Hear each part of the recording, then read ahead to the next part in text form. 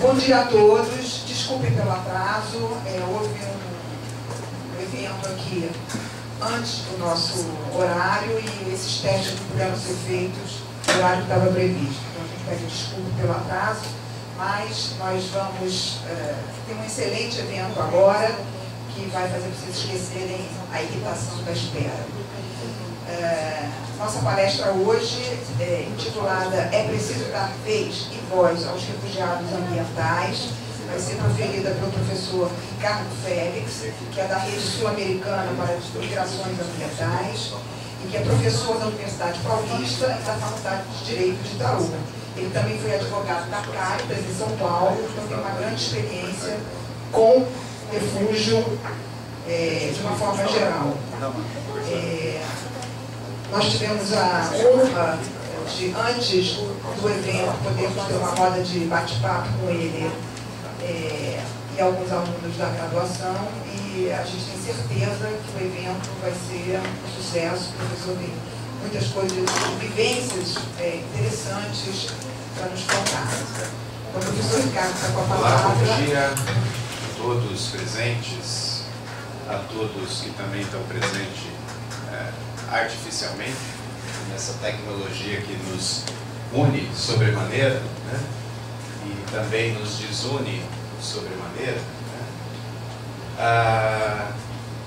Uma alegria estar aqui, no Rio de Janeiro, visitá-los, né? A UERJ, agradecer esse convite de poder discutir com vocês, conversar com vocês um tema de extrema relevância, de extrema importância. Um tema que ele é considerado multidisciplinar, portanto eu sou da área jurídica e é muito importante relacionar esse tema não só à área jurídica, não só aos direitos humanos, e eu sempre questiono se direitos humanos são matérias afetas somente ao direito, e a resposta sempre é não, porque afeta a várias outras ciências da nossa sociedade, né? A área de saúde, sobretudo. Né? E o tema que me propuseram aqui, e que eu costumo conversar não só com meus alunos, mas em eventos que a gente promove pela Resama, que é a Rede Sul-Americana para agora ficou bom, né?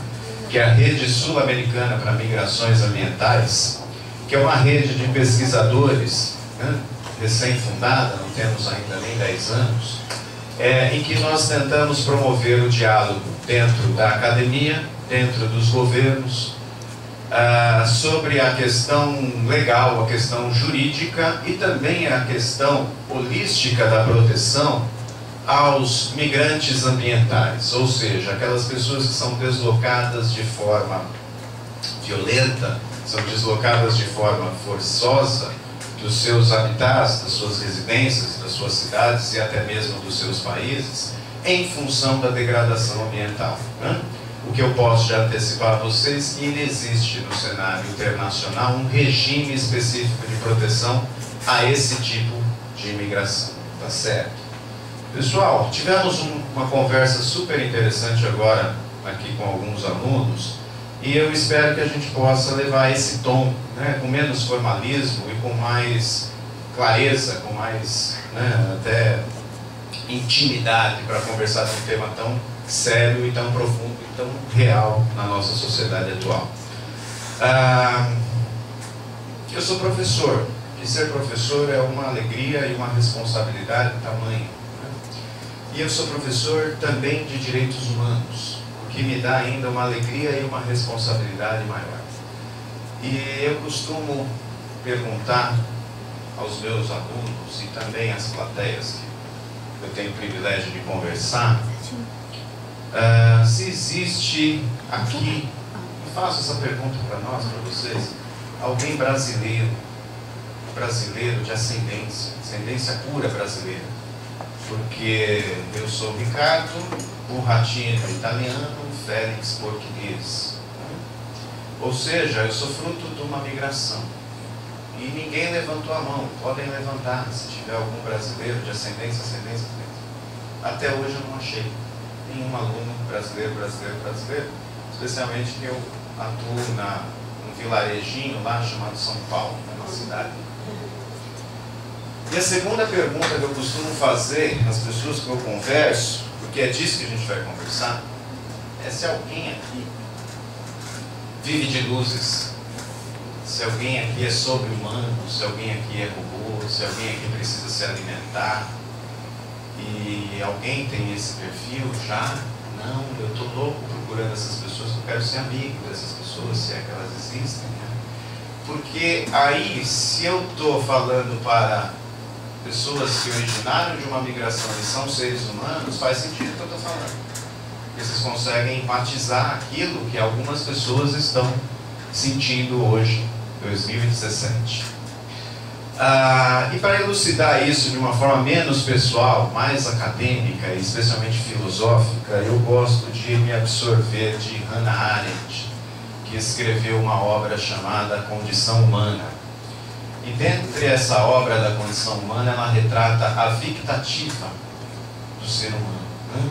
E ela define aquilo como a victativa como três atividades. A primeira atividade é o labor. E o labor é interessantíssimo, que qualquer ser vivo, seja ele de qual órgão for, ele precisa ter um labor orgânico, ele precisa se manter em vida com alguma espécie de energia. Não é isso? Sobretudo vocês que são da área da saúde. E o ser humano não é diferente. Então esse labor descrito por ela é aquilo que a gente precisa elaborar o nosso organismo para manter a nossa vida. E a segunda atividade que ela nos descreve é o trabalho. E o trabalho é como o ser humano, de polegar opositor, de raciocínio contínuo, capaz de sonhar, de prever o futuro, de aspirar pelo futuro, vai transformar a natureza, que é fonte de energia, né, para a nossa vida, em energia específica para construir esse labor orgânico nosso. Mas o ser humano, ele não se realiza só na capacidade de manter-se vivo, porque ele é um ser de aspirações. E aí entra a terceira atividade de Hannah Arendt, que ela descreve, que é a ação.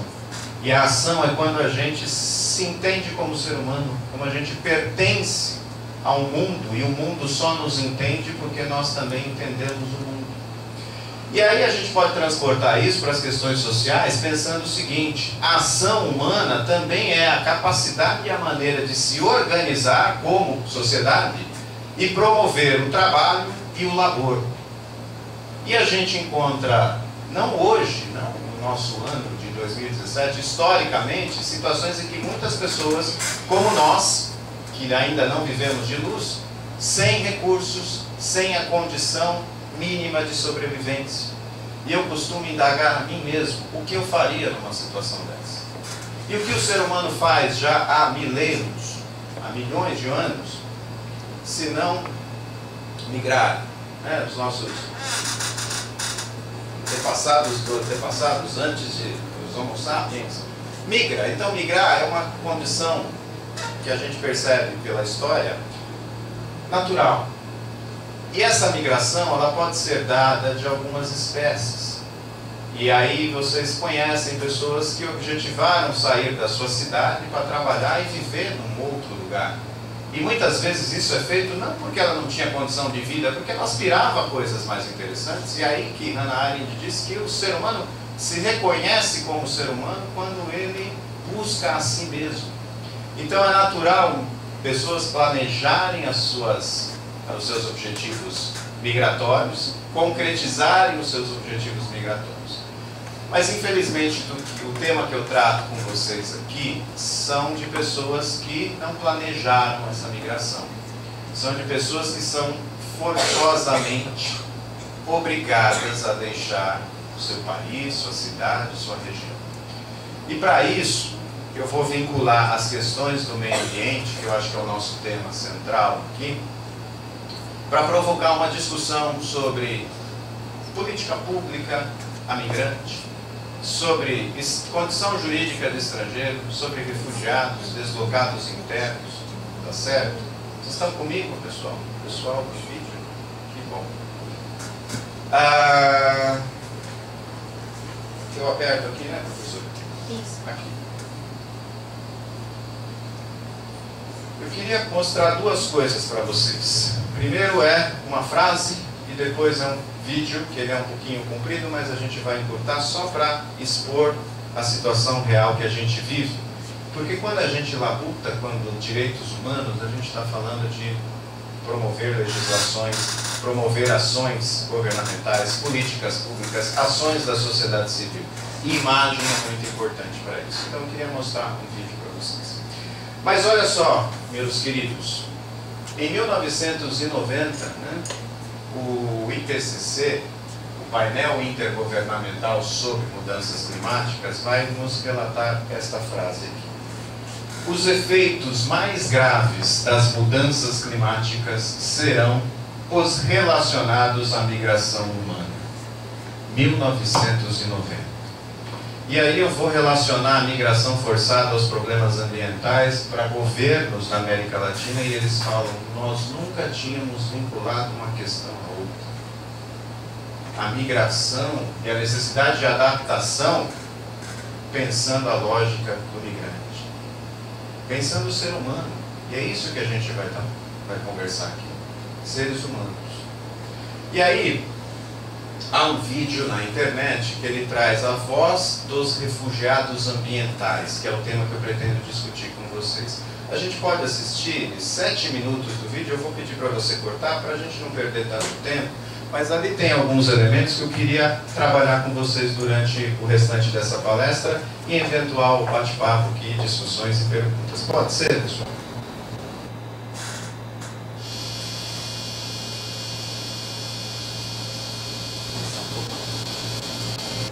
Pode ir?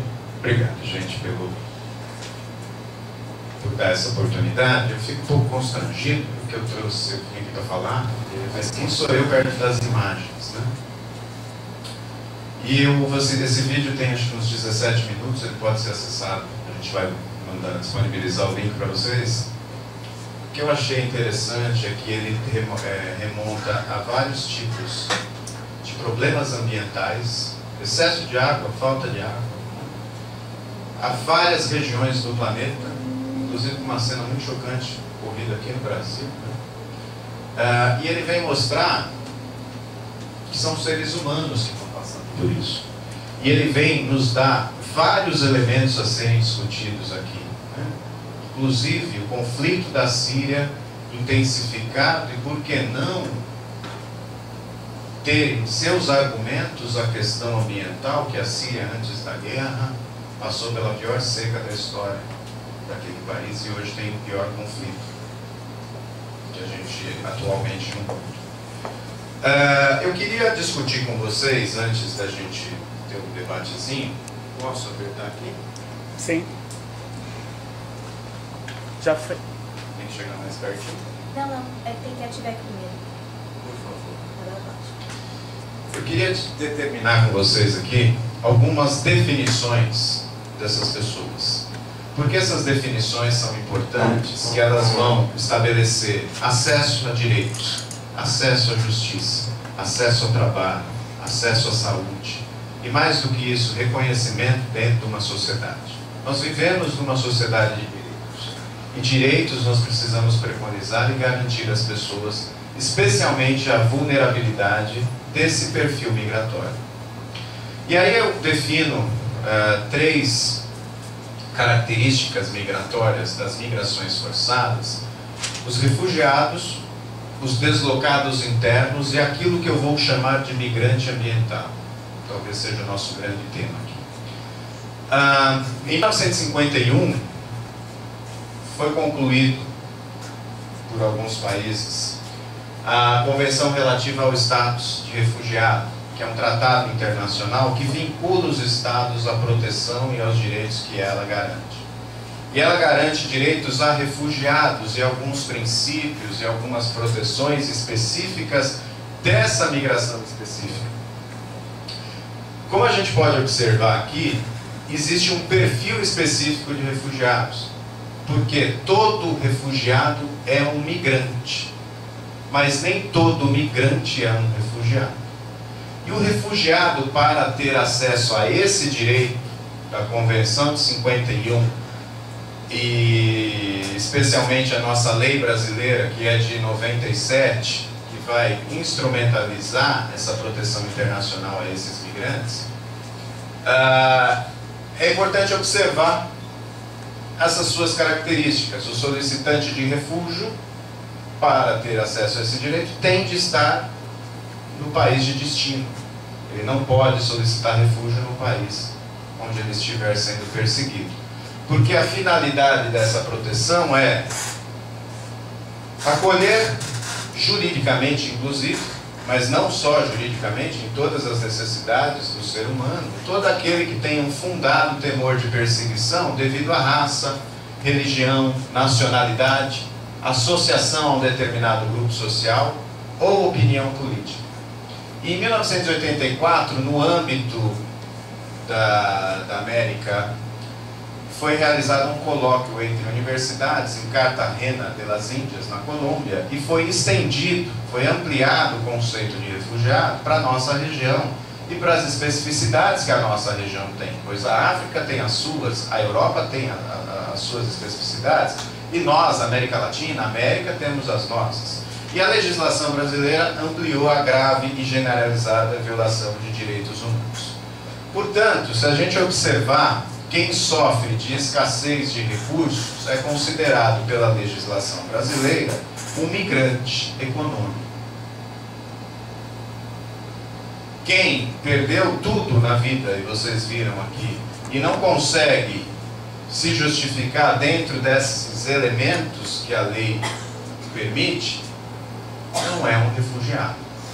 Porque eu posso afirmar a vocês que no cenário internacional não existe um consenso, não existe um regime, como existe o regime próprio dos refugiados, para o que a academia, a mídia, chama de refugiados ambientais.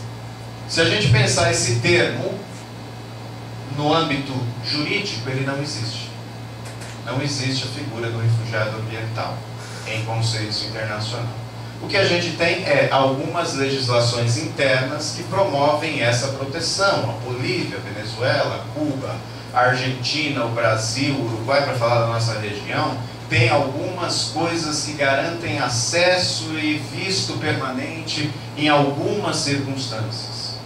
Mas a ampliação de refugiados ambientais não é concretizada, sobretudo porque há a ausência de um agente perseguidor. Quando a gente pensa o direito internacional dos refugiados, a gente faz a seguinte pergunta: eu posso devolver esta pessoa ao país de origem dela?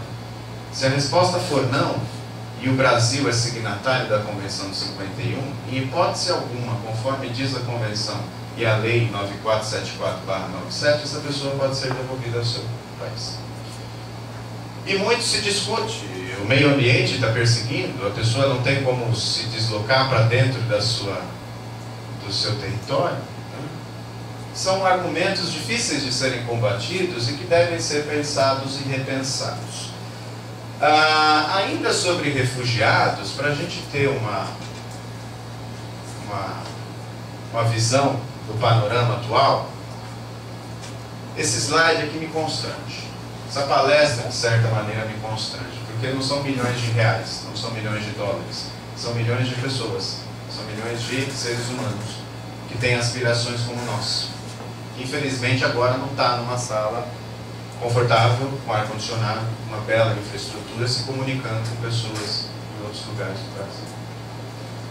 E aí a gente tem um número trazido pelo Global Trends, que é um relatório anual que o Acnur, o Alto Comissariado das Nações Unidas para Refugiados, publica a cada junho de todos os anos. Então, junho de 2017, vem os números de 2016. E a gente tem na ordem de 22,5 milhões de refugiados pelo mundo. E aí eu fiz uma listinha dos países que mais originaram refugiados. Síria, 5,5 milhões, e isso da população síria é muito alto. Afeganistão, 2,5 milhões. Sudão do Sul, que é o país mais novo, né? Independente do Sudão, né? 1,4 milhões. E aí a gente vai, Somália, Sudão, República Democrática do Congo, República Centro-Africana, Mianmar, Eritreia, Burundi, aí vai. A Síria mostra algo bastante interessante no sentido da sociedade humana falhar.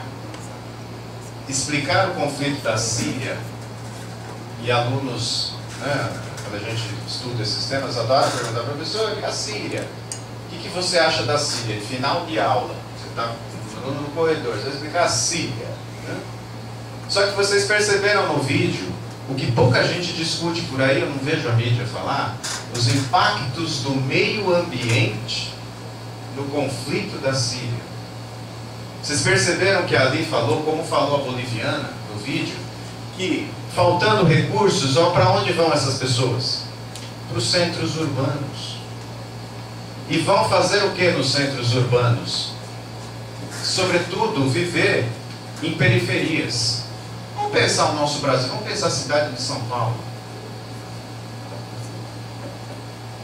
Há um texto do professor Hélio Bicudo, dizendo num livro chamado Temas Globais de Direitos Humanos, em que ele analisa a ausência de reforma agrária, a precarização da vida no campo e o agronegócio, isso nos anos 90, como estimulante ou estimulador da migração do campo para as cidades. E na medida em que as cidades não têm uma capacidade, um planejamento de um crescimento desse tamanho, as pessoas vão viver cada vez mais em regiões periféricas. Vivendo em regiões periféricas, eles vão trabalhar no subemprego.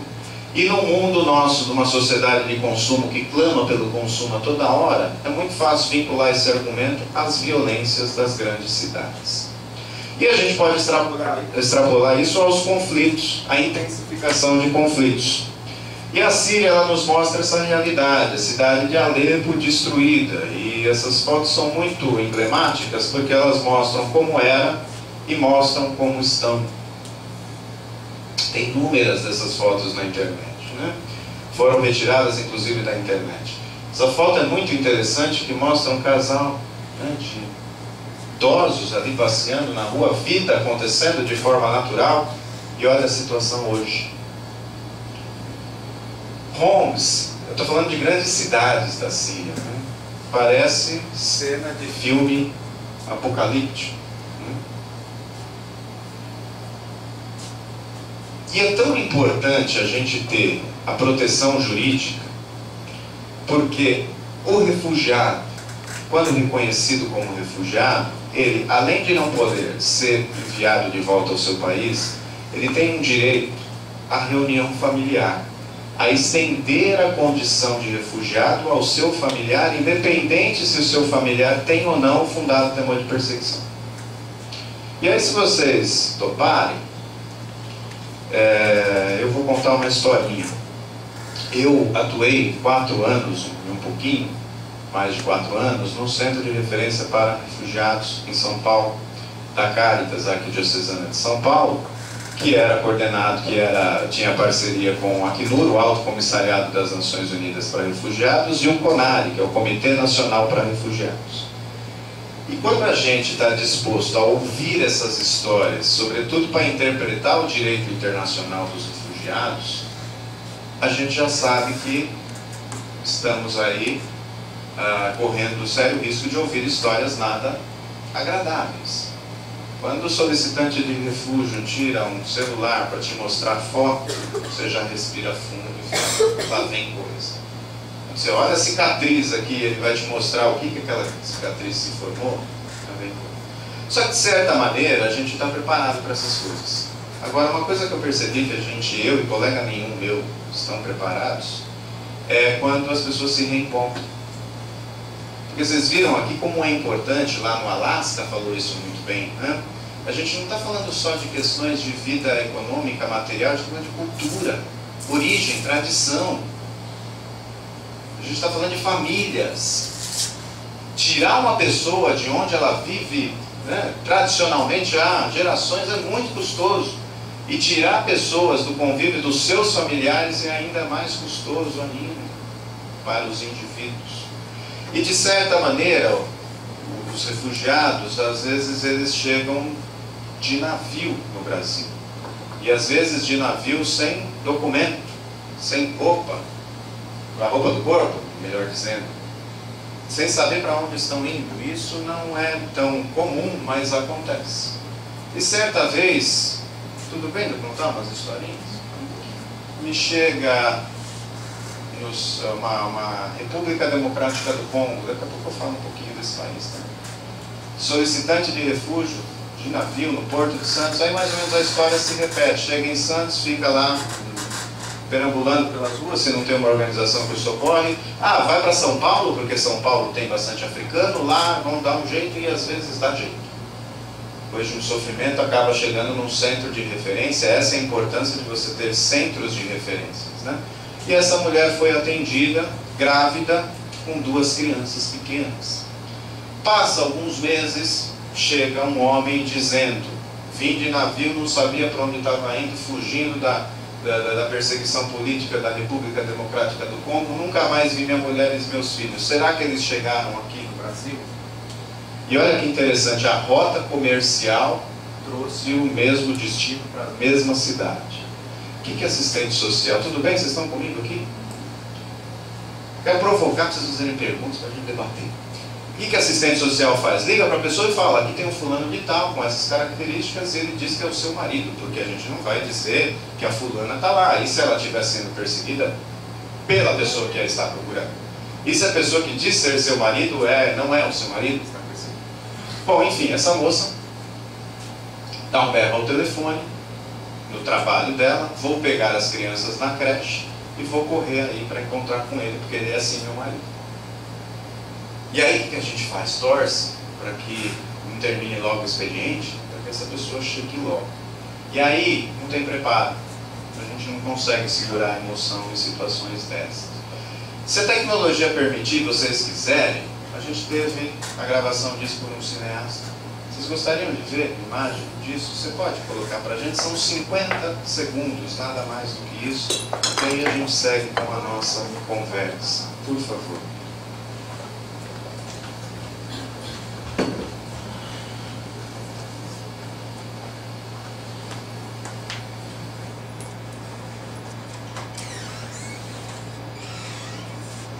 É aquele outro vídeo, Pequenininho, é o de baixo.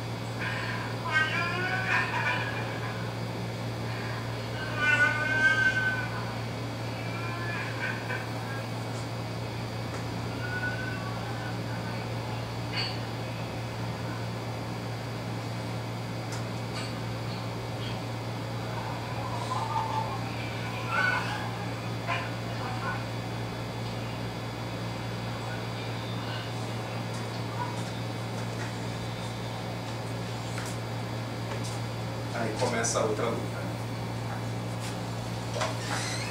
A luta para se integrar e reconstruir a sua vida na sociedade brasileira. Eu prometo ser mais técnico agora.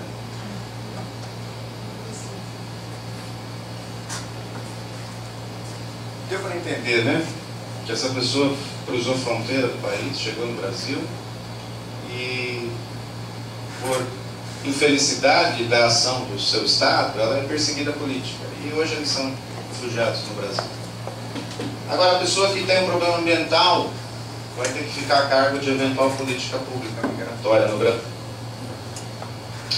A pessoa que tem um problema ambiental, se cruza a fronteira, a gente vai ter que pensar bem a situação dela para chegar a uma proteção a esse nível que nós já temos e devemos consagrar a proteção ao refugiado.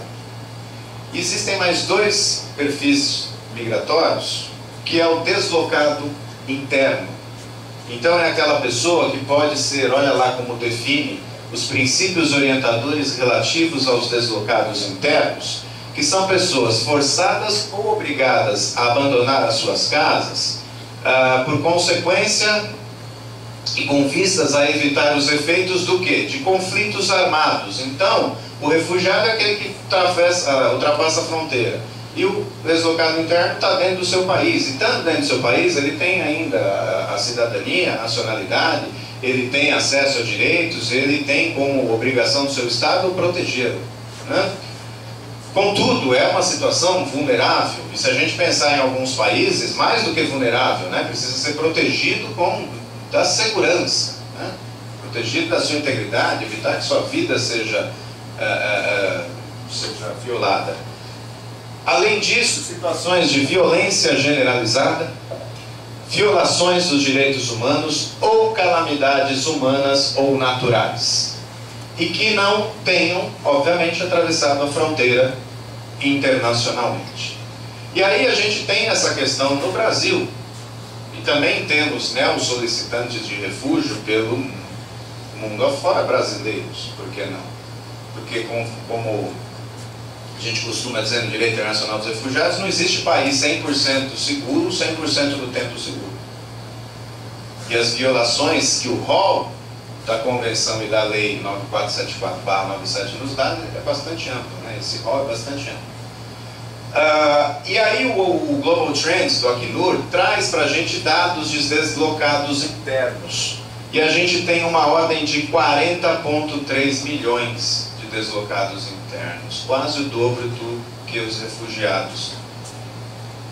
E é muito natural que as pessoas que são afetadas por esses problemas ambientais sejam pessoas de renda inferior, de países não desenvolvidos. E vocês perceberam um dado que o vídeo da ONU trouxe? A África é o país que menos contribui com a emissão, se isso é uma contribuição, né? Com a emissão dos gases de efeito estufa. E é o continente dos mais afetados no mundo. Então, o que os outros fazem, que é para consumo de poucos, que eu gostaria de entrar nessa questão daqui a pouco, talvez no debate, no modelo que a gente escolhe de sociedade, né, que a riqueza é super mal distribuída, são os mais afetados. E é normal que eles permaneçam dentro da região dos seus países, principalmente porque algumas fronteiras são protegidas, né? São conservadas, e dificulta-se a migração, muitas vezes por falta de documentação. E a falta de documentação de viagem, ela não é empecilho para a migração, sobretudo para quem está desesperado. E aí a gente deixa a pessoa ainda mais vulnerável a ser cooptada pela criminalidade, pelos coiotes, os atravessadores de pessoas por aí. E quantas não são as mulheres violentadas nesse percurso? Quantas não são as pessoas exploradas nesse percurso? E quanto que a aglomeração de pessoas numa condição subhumana de viagem não acarreta um problema de saúde? E aí, desses 40,3 milhões, a gente percebe que a Colômbia, nosso vizinho aqui, que é um país incrível, que tem tudo que tem na América do Sul tem na Colômbia. Pacífico, Atlântico, Ande, Amazônia, é um país incrível. e tem um dos maiores conflitos do mundo. Então, agora, se chegando a acordos de paz, que é a questão das Farc, que explicaria muito a história do nosso continente. 7,4 milhões, tudo bem que aí a gente entende um período longo de deslocados internos. E a Síria, com 6,3 milhões, e o Iraque, que teve lá o seu governo deposto, e aí todo mundo achou que ia ser a paz no mundo. Igual o Brasil, né? Parece que um tempo atrás aí, a gente ia acordar numa Suíça tropical, né? Tiramos o problema do Brasil, fomos às ruas de verde e amarelo, com a camisa da corrupta CBF, e tiramos, acabou, agora vamos respirar na Suíça tropical. E a gente sabe que não é nada disso, né? As coisas são mais complexas do que soluções simples, e as soluções simples muitas vezes acarretam problemas complexos. E aí entra a categoria dos migrantes ambientais, e eu costumo usar esse termo, migrantes ambientais, pela explicação que eu disse aqui, que ainda não existe um consenso, e esse consenso internacional dependeria de uma convenção internacional em que os Estados assumissem um compromisso, ratificassem um documento. E vocês estão acompanhando as COPs, a COP21, o Acordo de Paris, foi um grande acordão que conseguiu vincular os Estados Unidos aos compromissos, os países com metas a serem apresentadas, e o Brasil apresenta suas metas. E os Estados Unidos, no ano seguinte, na eleição daquele que tem a solução final, os neopolíticos, né? Empresários e aqueles da segurança pública vão resolver o problema da humanidade. E aí, agora, nesse momento, está acontecendo a COP23 na Alemanha. E estão tentando fazer com que os acordos estabelecidos em 2015 sejam mantidos, as metas sejam atingidas, e infelizmente o nosso querido Brasil não está lá muito bem. Apesar de ter declarado, e algumas estatísticas mostram que houve a redução do desmatamento, a gente aumentou em não sei quantos por cento, até escrevi ali para falar depois com vocês, a nossa emissão de CO2, que a meta era reduzir. E a gente tem políticas aí bastante agressivas, né? Sobretudo a concessão de áreas protegidas indígenas, né? Acho que vocês estão acompanhando, que alguns chamam de lei da grilagem. Mais do que isso, a dificuldade que a gente tem agora com a portaria sobre a questão do trabalho análogo a escravo, né, que fica mais difícil de conter agora, porque precisa de mais elementos no flagrante, vou entrar em detalhes aqui com vocês. Nosso Código Florestal, que foi para muitos especialistas um retrocesso, e se a gente analisar como funciona uma democracia, não é difícil de perceber essa consequência. O agronegócio no Brasil é a menina dos olhos do PIB brasileiro, não importa o custo ambiental que ele forneça. Porque vocês já pensaram que o Brasil é um grande exportador de commodity. E commodity depende do mercado internacional. É mais do que isso, produzir commodity é caro. É o mundo produzindo alimento, que alimenta o gado, que vai alimentar o ser humano. Enquanto que 800 milhões de pessoas pelo mundo passam fome, segundo o professor Ladislau Dalpor. Daqui a pouco eu vou trazer uns dados que ele me mostrou no livro dele, em palestra, que são alarmantes para a nossa sociedade. Então, o migrante ambiental está no mundo das ideias. Foi uma definição que a OIM, a Organização Internacional para a Migração, em seus trabalhos, definiu que migrantes ambientais são pessoas, eu concordo com isso, porque olha só, são pessoas ou grupo de pessoas que, por motivos imperiosos de mudança súbita ou progressiva no ambiente, que afeta negativamente suas vidas ou condição de vida, são obrigados a deixar seus lares, ou optam por fazê-lo de forma temporária ou permanente, e que se deslocam quer no seu país ou para o exterior. Então abrange, né, deslocados dentro de um Estado soberano e os migrantes internacionais. Qual é o objetivo dessa definição? Que a gente se ampara nela, e é uma das funções nossas na Resama. Vamos levar esse tema para os governos? Vamos levar esse tema para as organizações internacionais? Vamos levar esse tema para a academia? Vamos discutir com o pessoal de saúde, vamos discutir com os sociólogos, vamos discutir com os engenheiros ambientais. Eu estou contente porque nesse mês eu fui para 2 lugares longes. Um era de engenheiros ambientais e aqui multidisciplinar, mas envolvendo muita saúde pública, a saúde, né? Que legal a gente dialogar. E eu brinquei lá com vocês, parece que vocês gostaram, né? Porque a força do grupo substitui a fraqueza do indivíduo. E a gente às vezes acha que lei é coisa de advogado. Lei é uma construção social, de um Estado de direito, democrático, da nossa democracia representativa, que deve ser revista, que deve ser repensado, mas os grupos de interesses mais organizados vão levar. E quem está mais organizado? Os ambientalistas, que é egochatos, que às vezes excedem, sei lá. Ou aquele que ganha milhões e milhões da iniciativa privada para promover cada vez mais a licenciamento ambiental.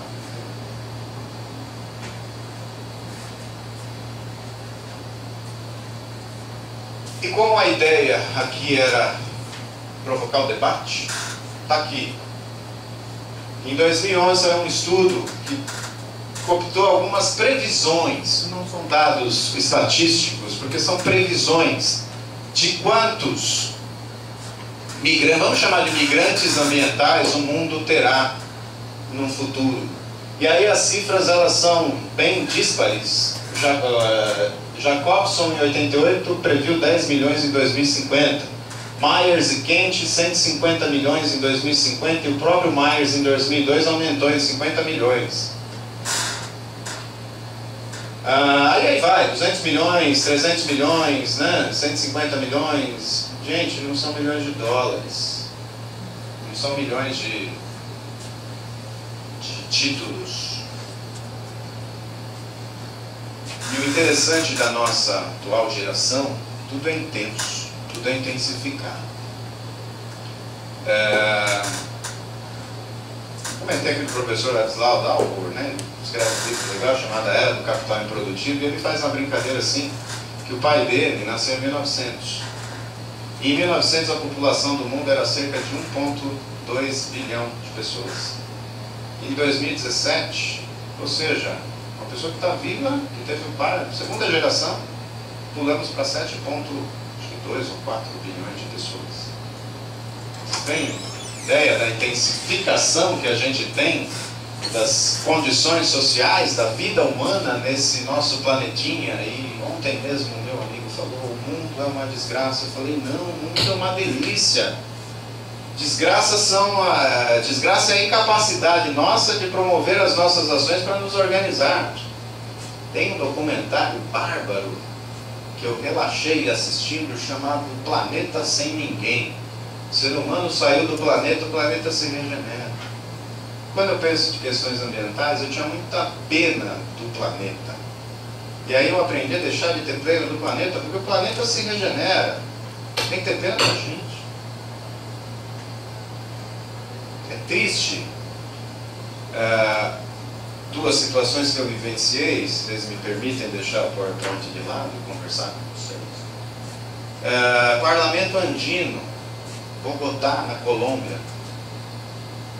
Parlamentar peruano, o qual, se eu não estiver enganado, é eleito pelo povo peruano, enquanto que os parlamentares do Mercosul a gente nunca elegeu, nem sabe quem são, e a gente mal sabe o que é o Mercosul.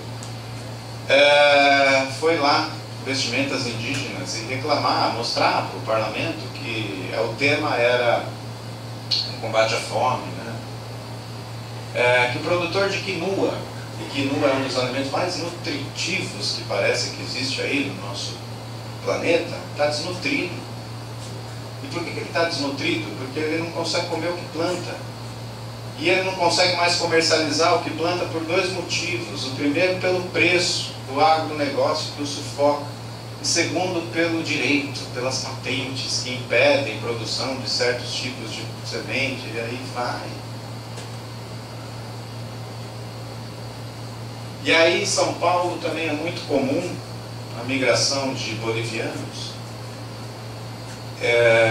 e que terminam trabalhando na costura. Muitos já são da área da costura, mas por favor, boliviano e costura não são duas coisas que se vinculam. Existem bolivianos médicos, bolivianos, né, engenheiros, advogados, jogadores de basquete. E aí a gente começou a observar em São Paulo que começou a surgir muito paraguaio no ramo da costura. E foi feito um estudo e perceberam que aqueles paraguaios vinham da mesma região. E essa região era uma região onde outrora viveu do plantio da terra que tinha e foram espremidos pela indústria da soja. Essa mesma indústria que intensifica o PIB brasileiro. Que, aliás, o PIB ele é meio paradoxal, né? Eu não sou economista, mas não preciso ser para pensar que, eu costumo falar isso com meus alunos, estou atravessando a rua, atravessei a rua, cheguei do outro lado, não aconteceu nada, eu não movimentei nada a economia continua do mesmo jeito, eu não mexi nada no PIB. Agora, se eu sou atropelado, bato a cabeça na guia, pulo uns negócios aqui para fora, gente, como eu fiz bem para a economia. Vão me transportar para um hospital, vão me dar injeção, vão me internar, os serviços do médico, Ou a Amartya Sen, o desenvolvimento como liberdade. Será que o desenvolvimento liberta? E o que é desenvolvimento? Não é verdade? Outro exemplo da vida real, o acidente da Chevron no Golfo do México, vocês devem ter acompanhado muito tempo atrás. O que aquilo mobilizou de recurso para tentar recuperar aquela região afetada por um desastre humano, faz bem para a economia. O que dá de dinheiro reconstruir o hospital no Iraque é incrível, com fundo internacional que não vai para o iraquiano, vai para uma indústria da engenharia civil, uma empresa da engenharia que vai construir. A nossa vida é muito paradoxal e a gente é muito tonto. Para não falar outra palavra que Schopenhauer costumava nos chamar, né? Só um pouco mais. Pessoal, seguimos, professora? As migrações ambientais, elas são ocasionadas por uma atividade, um processo que causa o efeito na mobilidade humana. E aí a gente define como imediato, natural, imediato ou progressivo, perdão. E aí eu trouxe alguns exemplinhos aqui. O imediato é quando tem um terremoto assim, que não dá para prever, apesar que parece que dá para prever terremoto, mas inesperado. Progressivo, que é instantâneo, acontece e já tem um desastre. Progressivo, como a gente viu aqui, né? Bangladesh é um país incrível, porque ele tem seca e sofre com as chuvas de monções do Golfo de Bengala. Ele sofre também com o degelo do Himalaia. Sofre também com o aumento do nível do mar e com as tempestades que o mar avança e acontece a salinização das terras agriculturáveis. E é uma região muito agrícola, e é uma região muito populosa, é uma região do ser humano igual a nossa. Vamos contar outra historinha? Uma vez me convidaram para fazer uma palestra sobre meio ambiente para jovens. E aí me contaram que ia ter jovens de todas as... do ensino fundamental e ensino médio. Caiu uma chuva em São Paulo, é uma chuva, e os ônibus não chegaram. De repente ela falou assim, você pode esperar um pouquinho? Mas claro, posso esperar. Ah, está chegando um ônibus. Tá bom, está chegando um ônibus, a gente faz para esse ônibus. De repente entra na sala os menininhos desse tamanhozinho. Chegou só o fundamental. E eu falei, Deus amado, misericordioso, como é que eu vou falar o que eu me propus para falar de Hobbes e Rousseau, né? Leviatã, contrato social com esses meninos, tá, e deu certo. Se eu botar fogo no seu dedo, vai queimar. Se eu botar fogo no dedo de um africano, vai queimar. Um japonesinho, vai queimar. E no final do evento, o menininho, professor, esse aqui é meu melhor amigo, ele é negro e eu não sou. Olha que legal. Eu falei, poxa, que legal. E aí a gente fala assim, advogado, direito, lei, é difícil, sei lá, gente. A gente pode simplificar, a gente tem que dialogar. Mas o que a gente não pode perder de vista, professores, alunos, companheiros e companheiras, é do que a gente está tratando aqui. Por isso que eu agradeço a infraestrutura de vocês de passar essas imagens, porque não acontece comigo, e nem com a sua mãe, nem com o seu pai. Acontece com pessoas que às vezes estão distantes da gente. E mais do que isso, pessoas que estão muito próximas a gente e a gente não sabe. Bom, natural, um vulcão, um furacão, ou então provocado pela ação humana, como o acidente de Mariana, como o famoso acidente de Chernobyl. E aqui eu aproveito um gancho para dizer o seguinte: dependendo do país onde o desastre, porque não importa, desastre pode acontecer em país rico e em país pobre, né? Alguns deles são coisas da natureza, sim, e não importa se você é rico. Mas em Fukushima aconteceu um terremoto que houve vazamento nuclear, não foi? Em alguns meses, e foram poucos, eu não sei afirmar se foram 2 ou 3, mas por aí, já passava carro na estrada reconstruída perto da onde teve. E um terremoto no Haiti, em 2010, destruiu o pouco que estava construído. Se vocês me permitem a provocação, por que o Haiti é um país da América Latina, uma ilha que divide fronteira com a República Dominicana, e lá são todos negros e falam francês e crioulo? E é isso que eu gosto também de provocar nas pessoas, em mim, né? A história explica o presente. A história explica o presente. A colonização desastrosa do Haiti, em que lá chegando os espanhóis dizimaram em mais de 80% os nativos taianos, sabe com quê? Com vírus e bactérias, sobretudo. E isso não aconteceu, não foi diferente no nosso Brasil, né? Exploração da cana-de-açúcar, vamos trazer escravo, porque eu, né? E para que eu vou cuidar do Haiti? Eu vou ficar lá preocupado com Potosí, a região, né, do continente, que é muito mais rica. Deixa eles se tornarem independentes. E é o primeiro país da América Latina a se tornar independente e a abolir a escravidão. E é o país mais pobre da América Latina. Então, isso a gente chama de capacidade de resposta. E a capacidade de resposta não é só estrutural, mas também com prestação de serviço, de assistência. E aí eu queria falar um pouquinho disso aqui, ó. Que a gente promove com os estados, né? Pensar obrigações e deveres dos estados, né? Mas antes disso, agora dia 22 de novembro, se eu não errar no dia, vai entrar em vigor a nova lei de imigração, que foi muito debatida, pelo menos por nós e por uma mídia conservadora, para promover uma proteção mais humana aos migrantes no Brasil, porque a nossa lei do período ditatorial pensava muito a questão de segurança nacional e não via o direito de migrar. E olha o que a gente conseguiu, estendo o peito assim, fala, olha lá que legal, ó, um artigo, uma linha, um inciso e um parágrafo, ou melhor, um parágrafo de um inciso de uma linha de um artigo. Artigo 14, visto temporário pode ser conferido nas questões de acolhida humanitária, e entre outras hipóteses aparece a gente lá, ó, calamidade de grande proporção, de desastre ambiental ou grave violação de direitos humanos. Ó, o desastre ambiental entrou lá com muito custo. Promover discussão e debate de legislação é aberto, né? Quase todos, né? Menos o processo democrático permite isso, né? E aí, meus queridos, vou terminar aqui para provocar, e aí eu gostaria de ficar mais um pouquinho para conversar com vocês. Eu faço uma lista de... Não, eu vou parar por esse aqui que eu ia falar, dos direitos e obrigações. Você acabou de... Não combinamos direito aí. A gente faz algumas sugestões, sobretudo a gente tenta colocar na agenda dos países o debate disso, né? Em todos os ministérios, Ministério do Meio Ambiente, Ministério da Justiça, em todas as esferas, judicial, legislativa, executiva, em todos os níveis, nacional, estadual, municipal, para pensar esse tema, que eu acho que está claro e evidente do que eu objetivei falar com vocês. E aí, a gente, junto com a OIM, a gente fez isso aqui junto com a OIM, prevenção e mitigação, 3 momentos do evento.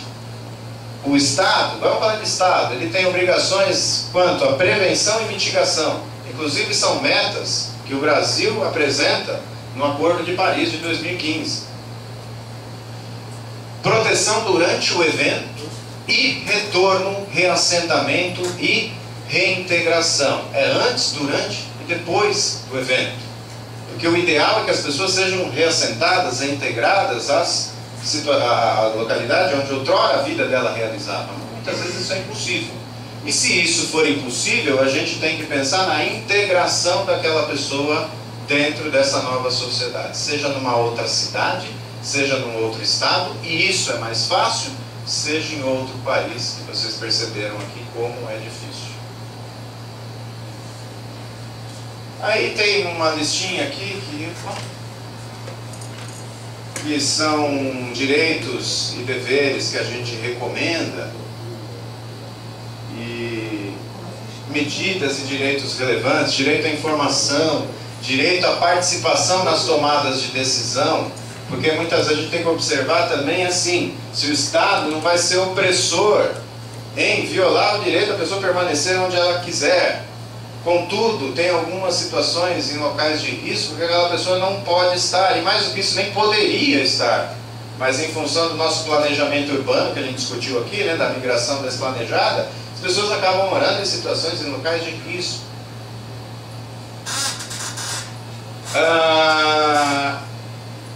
Passar rápido para a gente discutir. Falei para o professor aqui que eu não gosto de PowerPoint, eu me confundo com ele.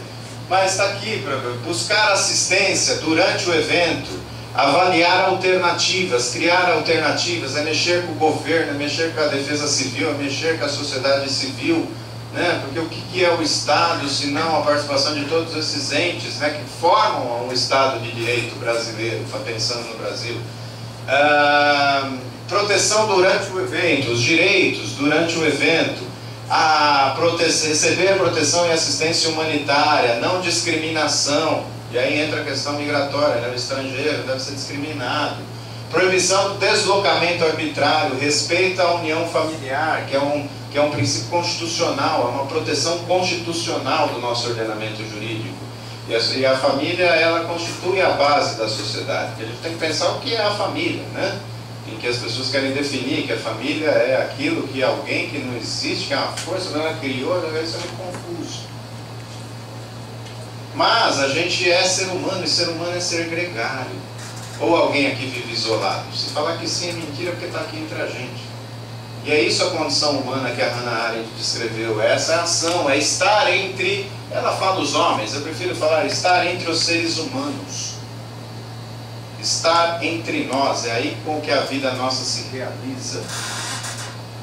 Até Zaratustra ficou só 10 anos na montanha, depois desceu para falar as verdades para o povo, né? Uma obra muito legal do Nietzsche, que deve ser a última vida, porque tem muita coisa antes do Zaratustra. Tá certo?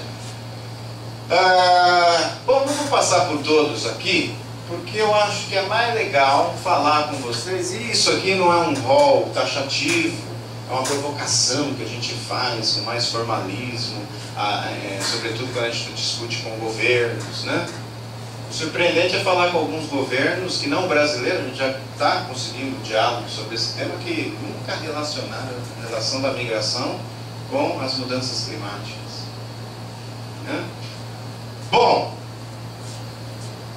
provoco vocês a duas coisas, a esse último raciocínio.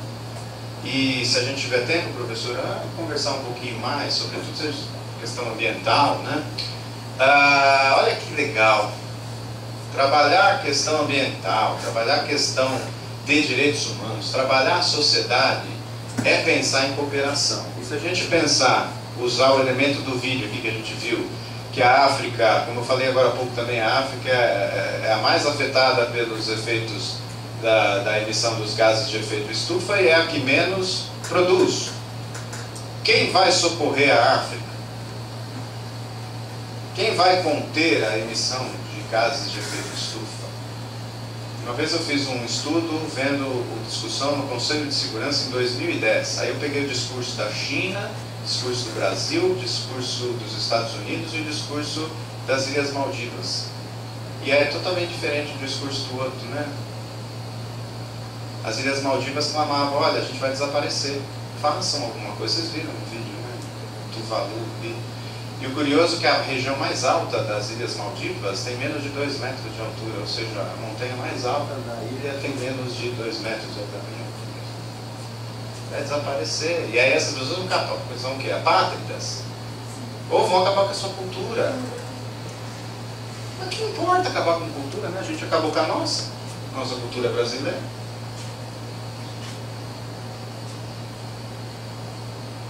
A gente vive uma sociedade, né, em que a gente escolhe cada vez mais.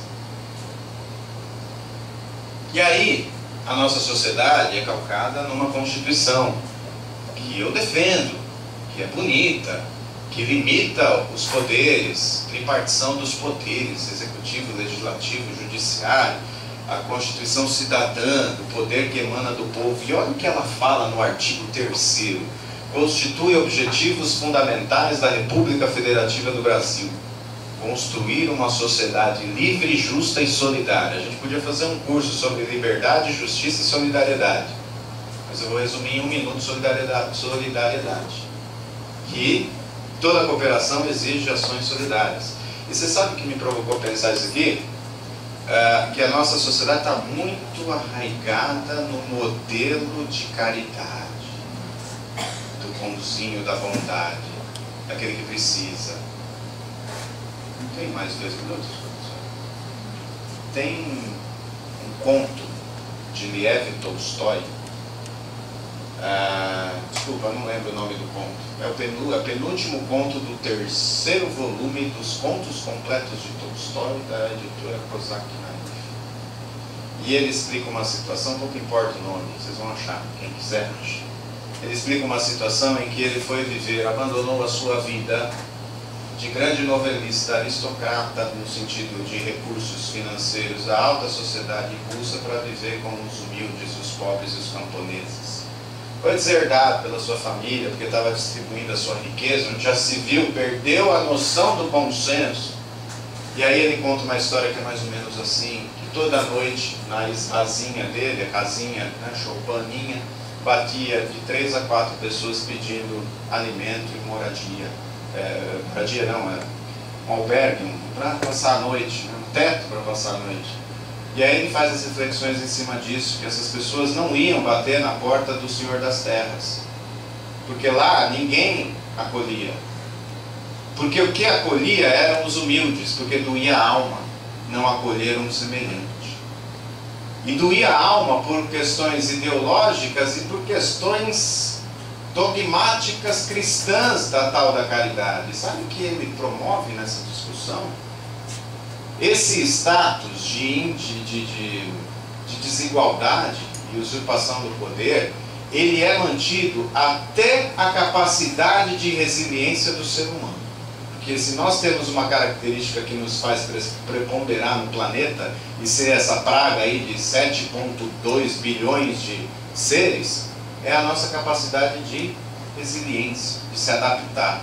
E enquanto a gente tiver sustentáculos que nos mantêm resilientes nessas necessidades e nessas opressões, o sistema quo está mantido, o status quo está mantido. E isso foi escrito, ele morre em 1910. Parece que é uma previsão da Revolução Russa.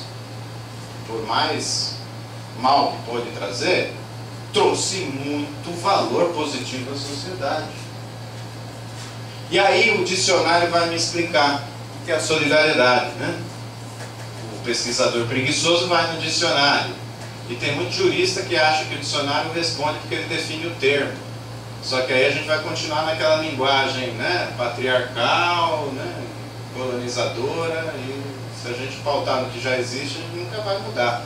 Mas olha só o que o dicionário diz: compromisso pelo qual as pessoas se obrigam umas às outras e cada uma delas a todas. Aí eu dou uma viajada aqui, não sei se eu estou viajando muito. A gente não vive num Estado de Direito?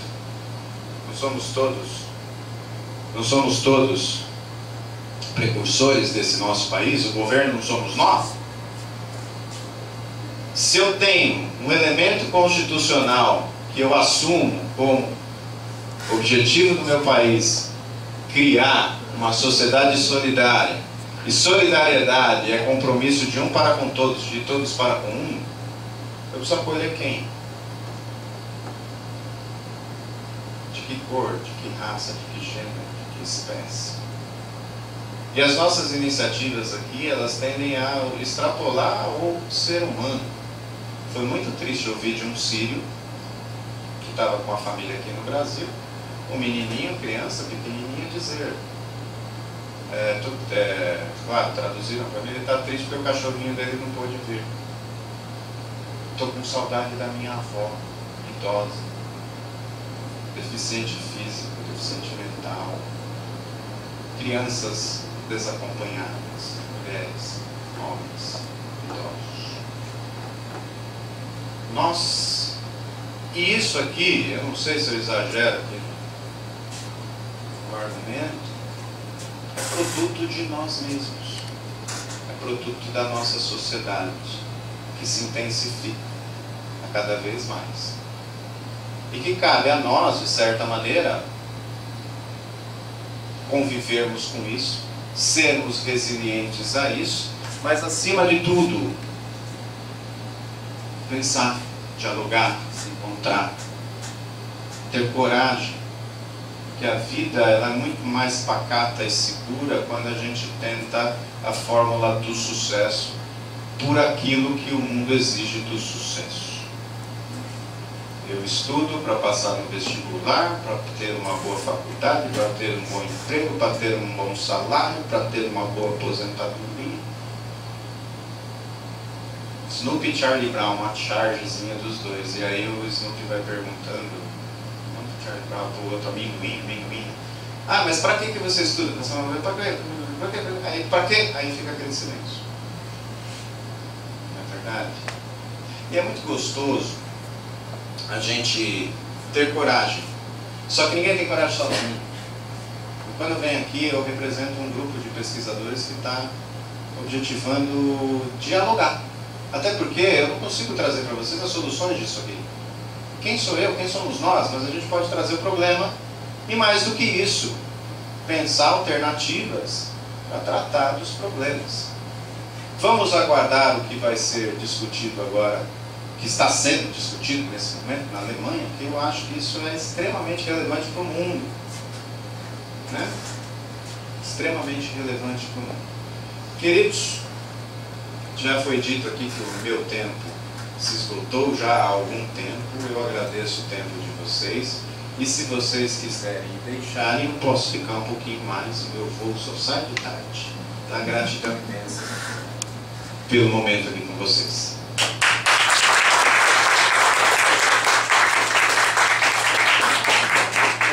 Deixa eu esquecer de falar isso aqui. Tem os nossos contatos aqui, ó. Tem o meu e-mail, tem o e-mail da Resama, tem uma página nossa no Facebook que a gente publica estudos dos outros, né? Estudos nossos, a gente tem que divulgar aquilo que a gente... Muito obrigada. Ai, desculpa, eu desliguei. Tá. Obrigada, Ricardo. Obrigado e parabéns, não somente por nos provocar, mas também por nos emocionar. Acho que ser bom professor é ser capaz de fazer isso. Eu acho que não tem dúvidas que você conseguiu fazer isso.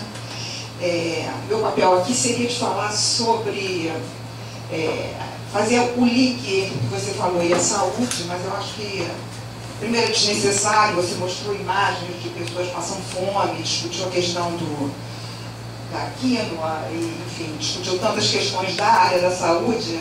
Eu acho que é desnecessário fazer, e eu acho que seria mais interessante eu poder passar a palavra para vocês, para quem está nos assistindo de fora também, para que a gente possa debater um pouco essas questões que você nos provocou a debater e pensar um pouquinho em qual é o nosso papel como cidadãos, né, na participação das possíveis soluções, ou pelo menos para reduzir os danos do que nós estamos fazendo com o planeta. Então eu vou abrir para as perguntas de fora e do público que está aqui assistindo, e no final o Eduardo vai fazer o fechamento, tá? Então a gente vai dar mais, assim, a gente começou atrasado, a gente vai terminar um pouquinho atrasado, nós vamos dar 15 minutos para o debate e depois mais 10 minutos para o Eduardo fechar, tá bom? Perguntas?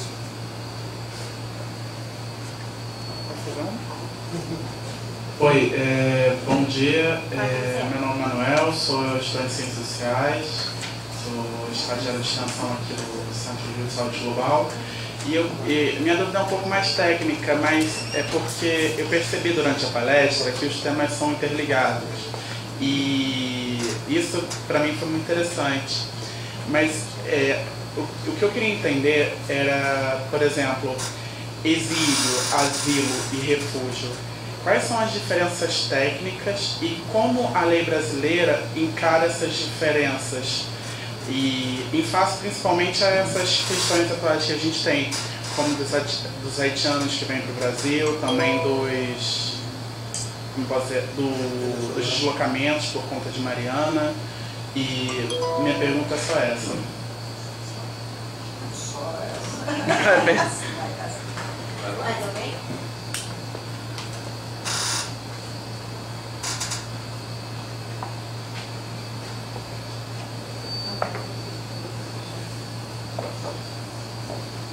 Meu nome é José Carlos. Eu gostaria de saber, já que você trouxe a lei que vai ser, já está para sair, e sobre a questão ambiental que veio nela. Gostaria de saber se isso que ocorreu, ele veio por meio de algum movimento que buscou retirar do mundo das ideias essa questão do refugiado ambiental para começar a ter um primeiro passo, uma primeira legislação sobre isso, que está basicamente no discurso, não tem discurso. Acho que foi basicamente isso. Obrigado.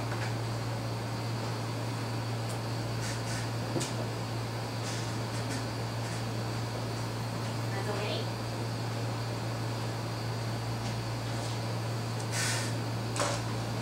Se a internet está bem, Eu acho que tem comentário, não tem perguntas, não tem comentário. Acho que eu gostaria que você lesse.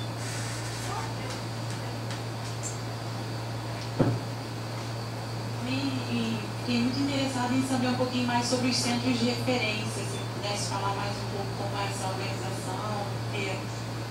É incrível, né, pensar que as pessoas conseguem se encontrar, isso meio, além da emoção, né, óbvio, mas caramba, né, qual seria a chance deles se encontrarem? Queria que você pudesse falar um pouquinho mais sobre isso.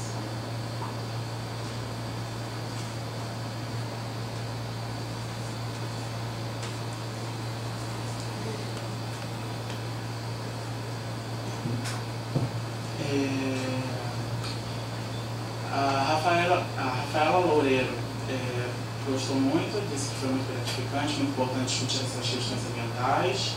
A Karen Carlotto, da Federal do Rio Grande do Sul, gostou muito da explicação, da sessão.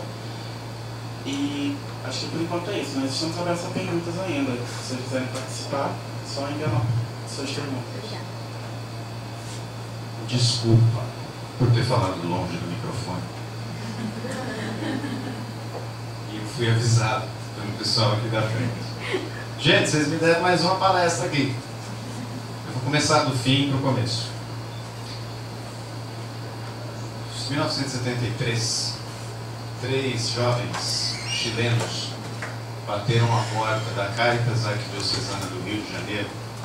Foram recebidas por Dom Eugênio Salles, que escreve um artigo chamado A História Não Contada Antes da Lei 94/97, um livro chamado Refúgio no Brasil, que está disponível em PDF no site do Acnur Brasil, no setor de publicações. E aí, esses 3 jovens enviados pela Caritas de Santiago só tinham o endereço da Caritas do Rio de Janeiro. E aí, fazer o que com esses 3 jovens? Estão fugindo do 11 de setembro de 73, né, o ataque à Casa de la Moneda, onde Pinochet tomou o poder, né, de Salvador Allende.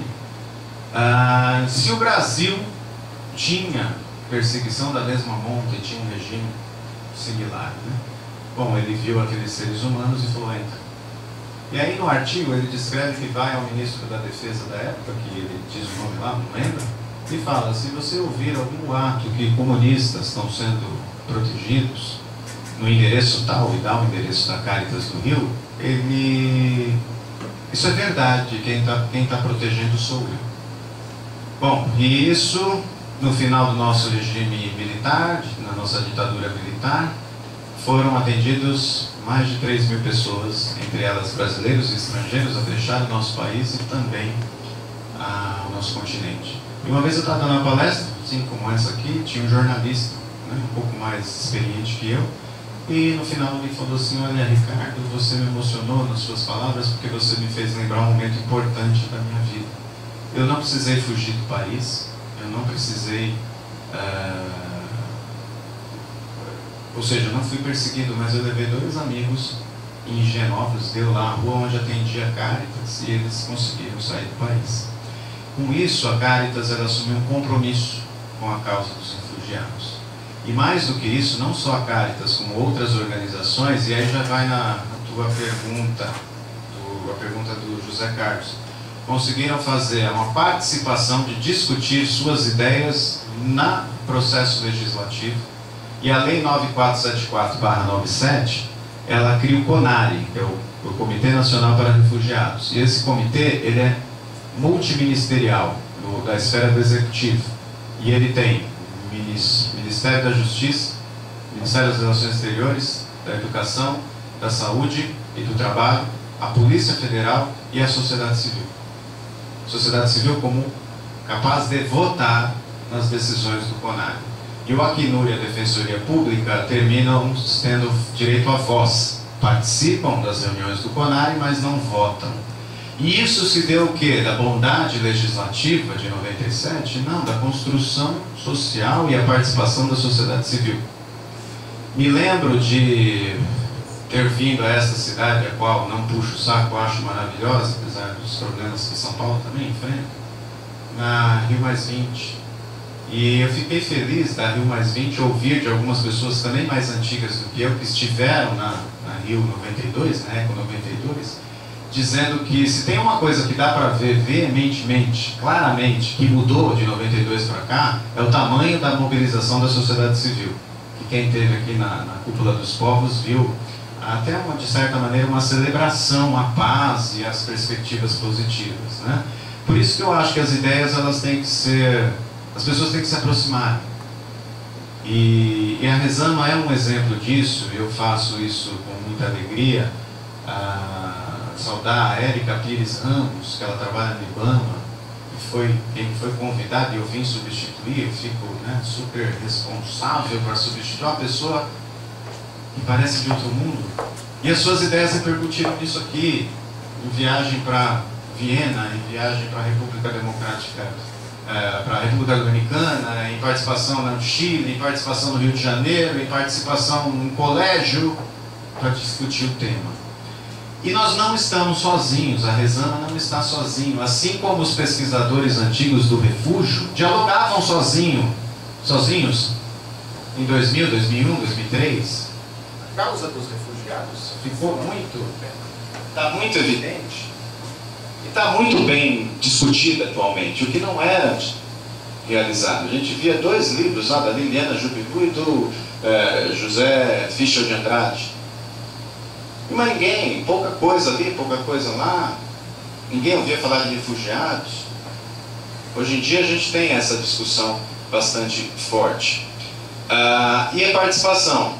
Todo o processo legislativo tem a sua transparência e são abertas audiências públicas, né? Nessas audiências públicas a gente pode se manifestar, a gente deve se manifestar, mas a manifestação é legal ela ser ponderada, ela ser qualificada, não é lá para fazer barulho, não é lá para fazer barulho, claro, né? Mas é importante que alguns setores da sociedade sejam organizados, porque os setores que dominam o mundo, no bom sentido, não vamos conjecturar aqui, são organizados. Na democracia, não é o interesse da maioria, é o interesse de quem está mais organizado e de quem consegue a representatividade da maioria. E a tua pergunta dá uma aula. A diferença entre asilo e a diferença entre refúgio.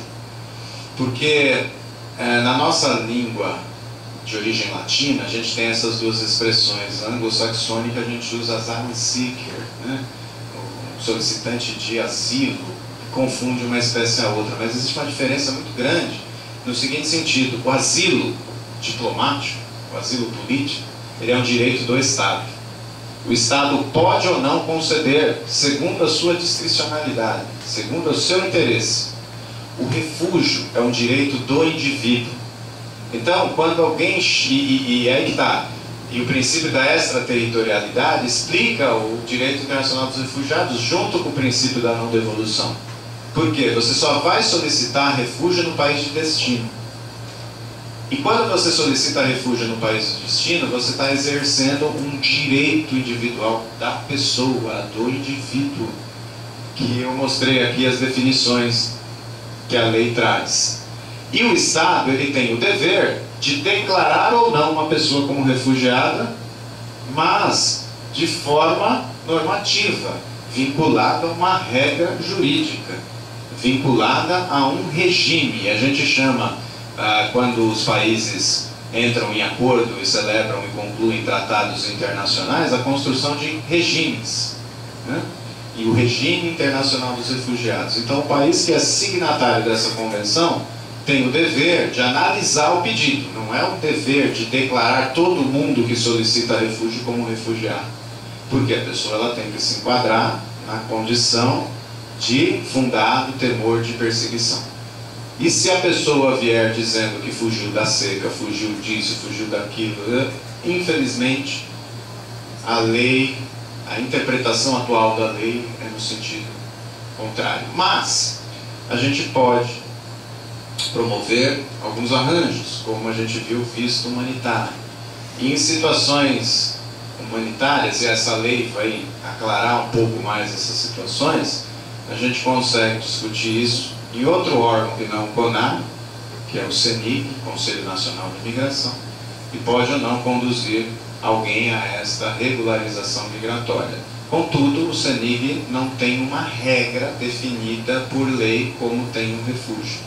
Então a proteção humanitária fica no nível discricionário, né? Por isso que o haitiano, a ele concede-se o visto permanente por questões humanitárias, mas para outras nacionalidades não. Então, se o senegalês que foge da seca, se o paquistanês que foge do terremoto lá não sei quantos pontos na escala Richter, haitiano sim, outra nacionalidade não. Por isso que é importante ter isso bem definido. Agora não é muito simples, vamos estender a condição de refugiado ambiental. São milhares de pessoas entrando na Europa, e é o que a gente chama de fluxo misto. O que tem ali? Pode ter pessoas de toda sorte, todas as espécies. O que está acontecendo com a gente? A gente vive num mundo... Mais um minutinho, professor? A gente vive num mundo... Eu trouxe os dados, eu acho isso extremamente triste. Não que eu goste de coisas tristes.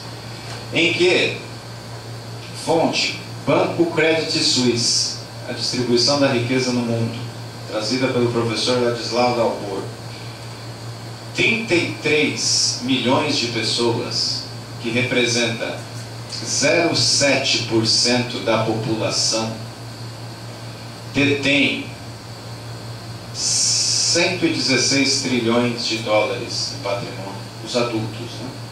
E representam 45,6% da riqueza mundial. 0,7% da população mundial, vou ser mais simples, tem 45,6% da riqueza mundial. 7,5% tem de patrimônio de 100 milhões a 1 bilhão de dólares, representa 40,6% da população mundial. Se eu considerar que os dois, 8,7% e 8,2% da população mundial detém 86% da riqueza do mundo. Aí, de quem tem 10 mil dólares a 100 mil dólares, aumenta para 18% da população. E quem vive com menos de 10 mil dólares representa 73% da população. Isso quer dizer que tem gente ganhando dinheiro sem fazer absolutamente nada. E é o que ele chama de capital improdutivo, que investimento é diferente de aplicação. São pessoas que têm 1 milhão e sem fazer nada, se isso estiver aplicado no rendimento da poupança, vai render, sei lá, 100 mil reais toda noite, quando ele for dormir e acordar no dia seguinte. Aí ele traz um dado que 500 famílias herdarão, deixa eu pegar aqui, mais de 2,1 trilhões de dólares em herança, 500 famílias, que representa mais do que o PIB da Índia.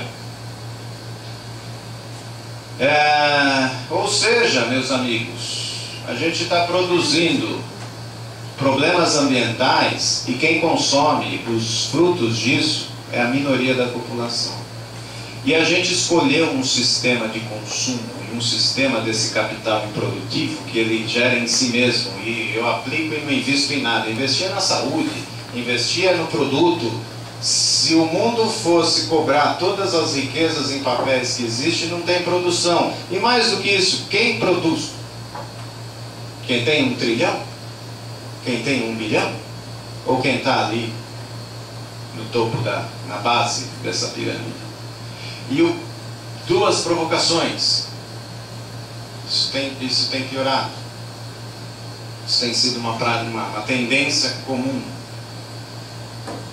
E a gente se esforça para justificar esse sistema que a gente vive.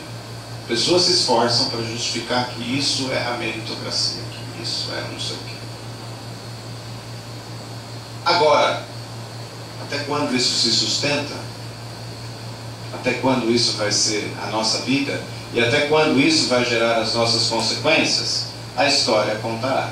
Eu gosto de dizer para os alunos, e talvez eu me encerre por aqui, vocês estão ficando com fome, acho que eu respondi os 3 já, né? Eu queria fazer só um comentário. Eu queria fazer um comentário. Tem outro comentário? Então faz outro comentário, depois eu concluo. Não, porque você falando, e aí as coisas vão, né, vai mexendo com a cabeça, assim. Eu acho importante, quando eu fiz a minha monografia, eu fiz em cima de refugiados, e a ideia era fazer sobre refugiados climáticos, mas a ONU não reconhecia como refugiados climáticos. Ela agora reconhecê-los como refugiados climáticos já é uma salva, porque na época da minha pesquisa, a Austrália não deixou o navio entrar nas suas águas e mais de 3 mil pessoas morreram, porque ficaram expostos, né?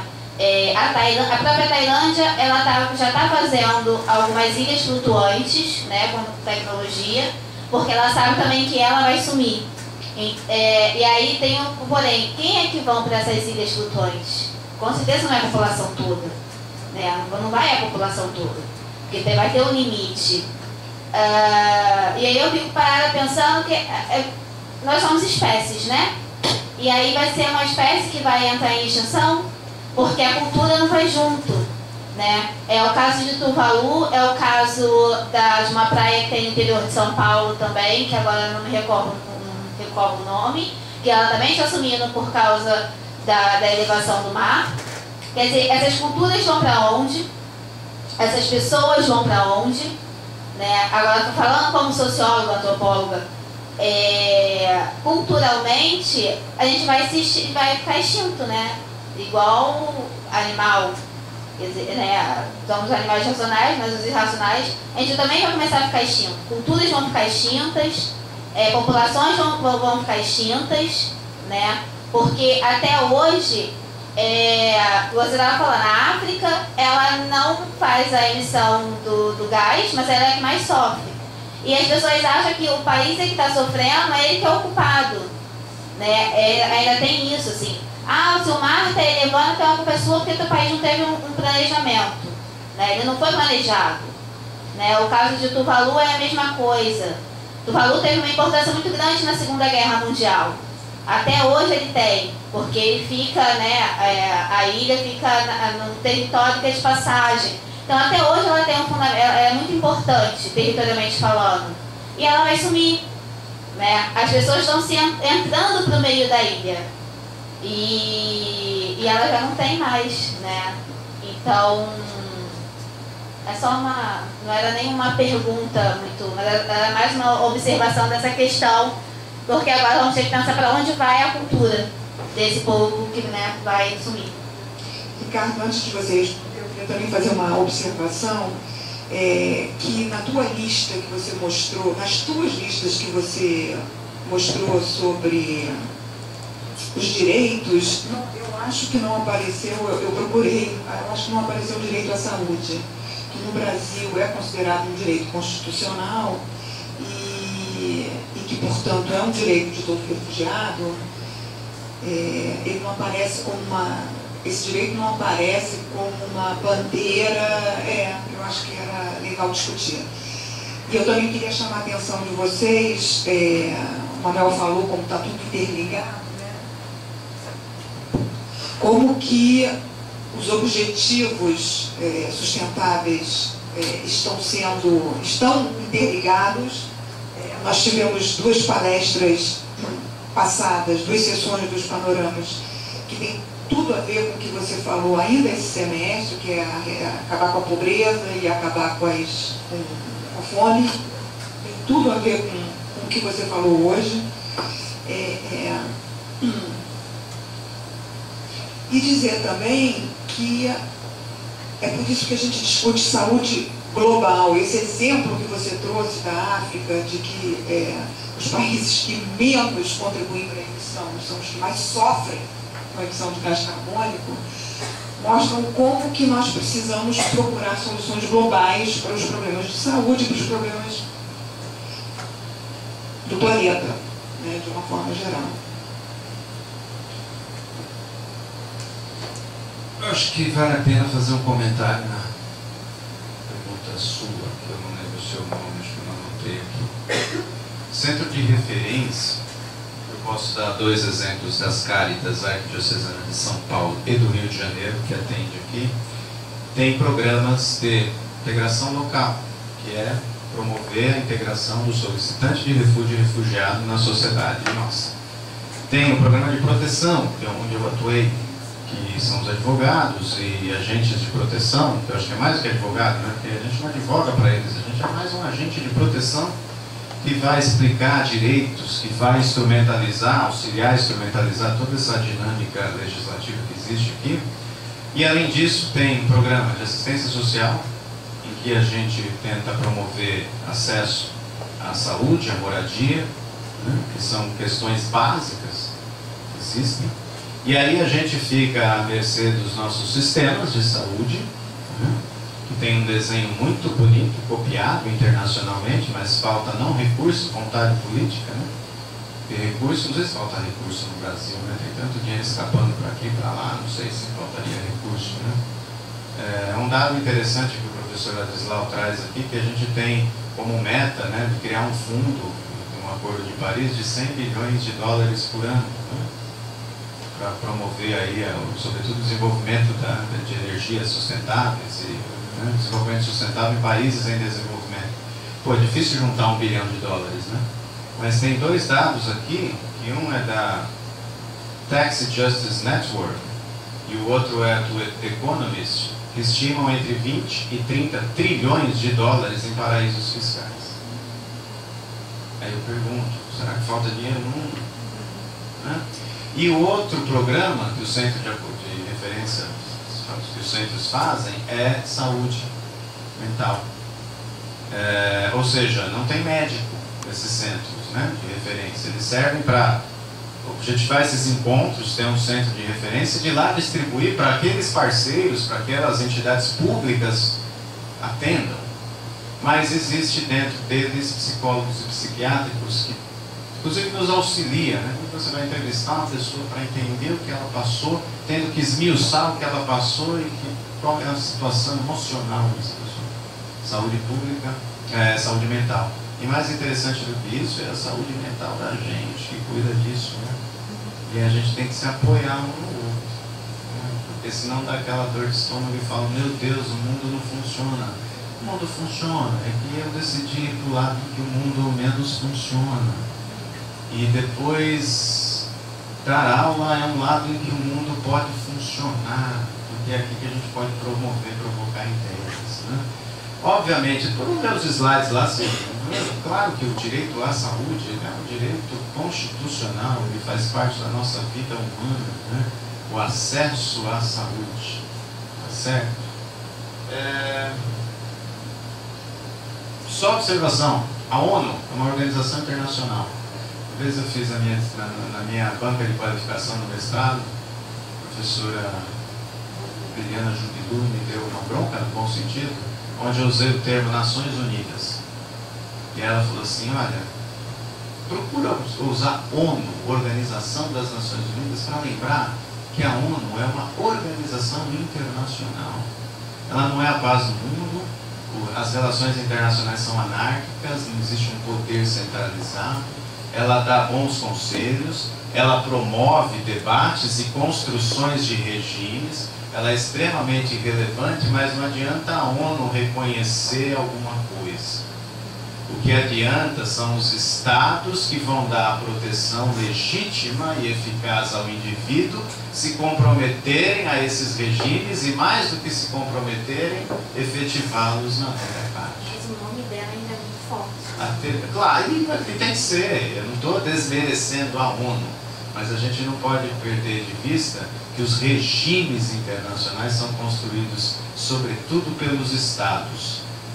E também pelas organizações internacionais, que são consideradas também sujeitos de direitos, né? A ONU tem o que de grande sacada? É um fórum permanente multilateral, onde reúne os estados para discutir. Então, eu falei aqui que ele tem que se encontrar, vamos pôr os estados para discutir.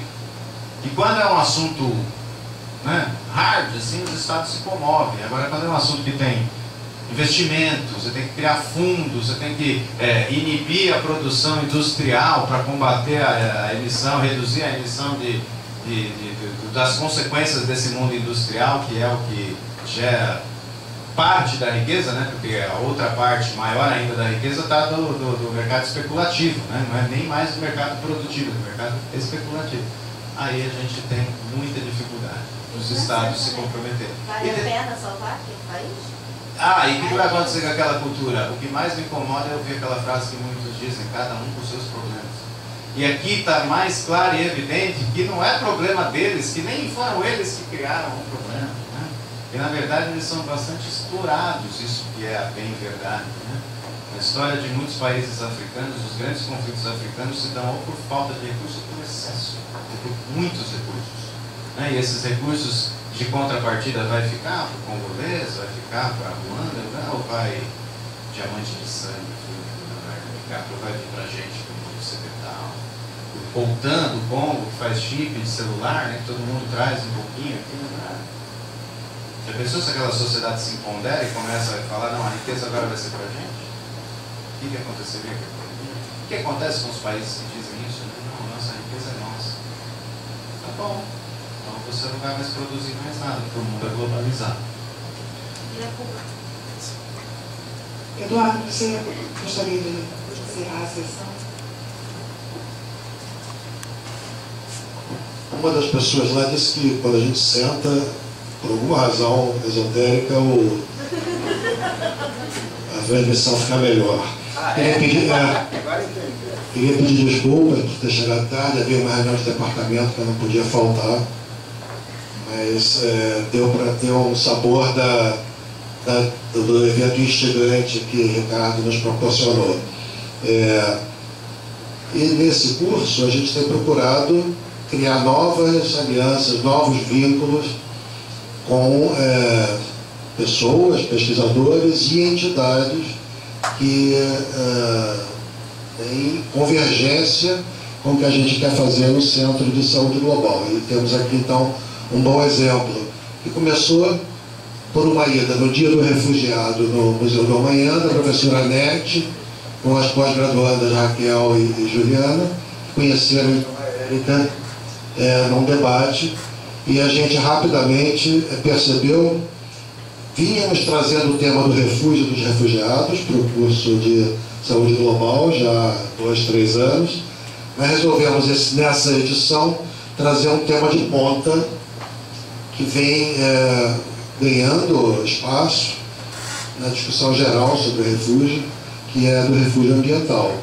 E a Resama é uma vanguarda desse debate nacional e internacional.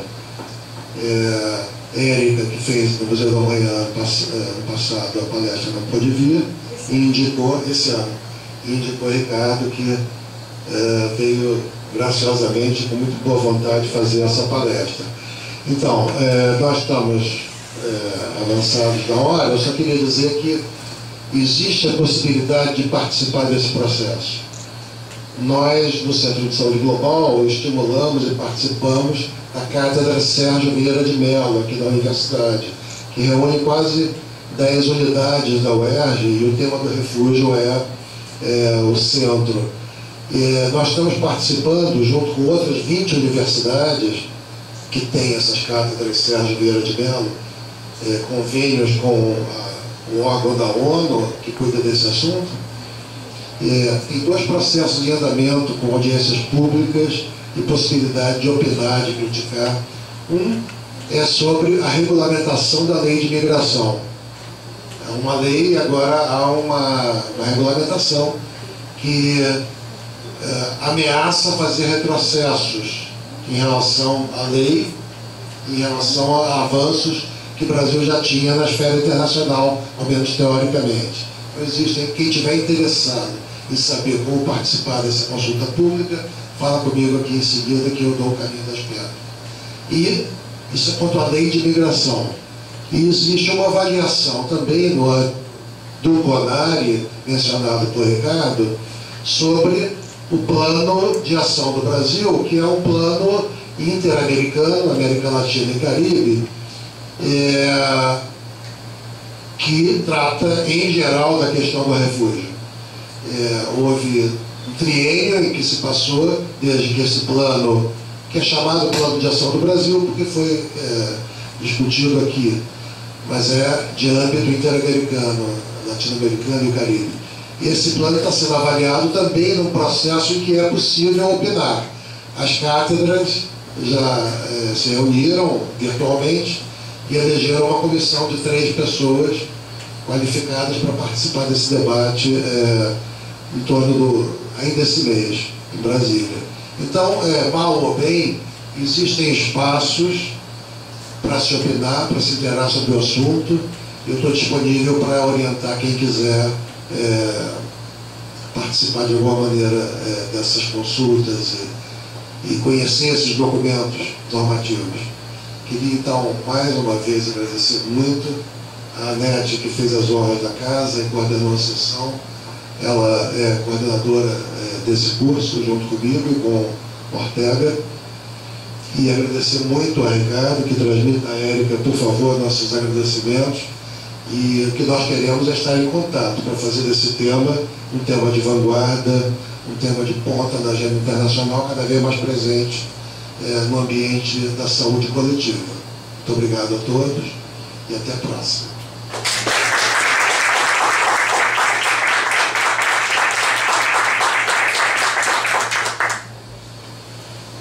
Gente, todos assinaram a lista de presença? Alguém não assinou? Todos assinaram?